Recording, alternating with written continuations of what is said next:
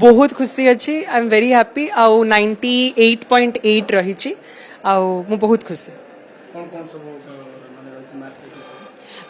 English रे 99 रही psychology रे 100 रही पॉलिटिकल साइंस रे भी 99 रही आउ इकोनॉमिक्स रे 97 रही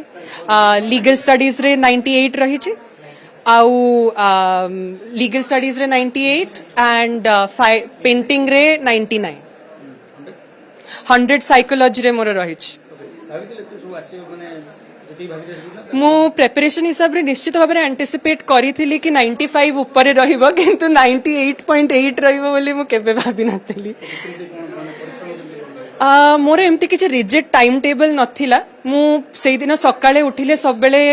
मेंटली प्रिपेयर करथिली कि आज दिन सरीबा आगु एटा को एत्ती की टॉपिक कवर करीबी आउ सेई दिन यदि 10 घंटा दरकार पड़थिला मु 10 घंटा भी दउथिली यदि 30 मिनिट रे भी सर जाउतला मु 30 मिनिट ही सेई दिन पढिथिली